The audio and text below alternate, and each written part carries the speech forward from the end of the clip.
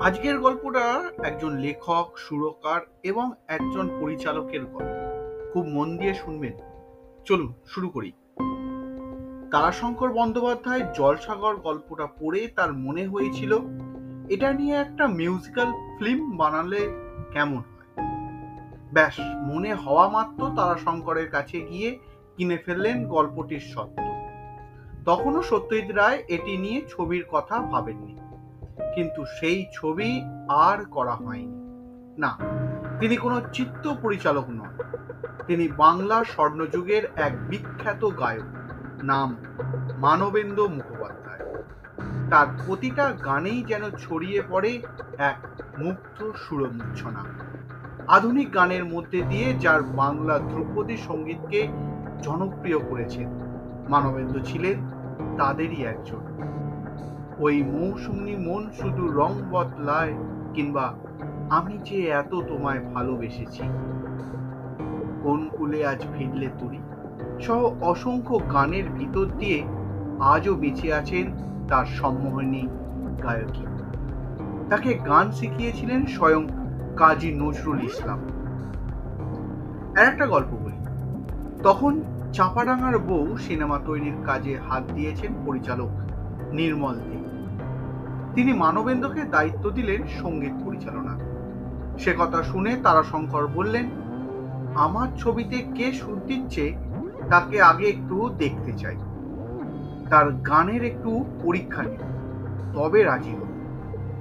তারাশঙ্করের টালার বাড়িতে পরিচালক নিয়ে গেলেন মানবেন্দ্রকে। তাকে দেখে ভরসা পেলেন না তারাশঙ্কর বন্দ্যোপাধ্যায়। তিনি পরিচালককে বললেন, না, মনে হচ্ছে একে দিয়ে হবে না, তুমি একটা পাকা সঙ্গীত পরিচালকের খোঁজ করো, বুঝলে। অবশ্য একটু পরে কি মনে হলো, একটা গানে দুটো লাইন লিখে দিয়ে মানবেন্দ্রকে বললেন, একটু সুর করে দেখাও তো, এটা গাজনের শিবের নৃত্য, ছবিতে উত্তম কুমার গাইবেন। একটু ভেবে মনে মনে সুর করে মানবেন্দ্র গেয়ে উঠলেন। ঢাকের তালে তাল মিলানো সেই সুর একেবারে গাজনের ছন্দের সঙ্গে মিলে যায়। গান শুনে খুশি হলেন তারাশঙ্কর। বললেন, না হে নির্মল, একে দিয়েই হবে, বুঝলে। ছিলেন খাঁটি ইস্টবেঙ্গল সমর্থক। লাল হলুদ জিতলেই বড় দেখে একটা ইলিশ কিনে বাড়ি ঢুকতেন।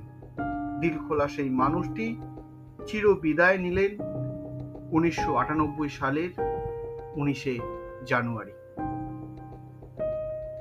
আজকের পর্বে ছিল মানবেন্দ্রর পরীক্ষা। কিরকম লাগলো আজকের এই পর্বটি অবশ্যই আমাকে লিখে জানাবেন।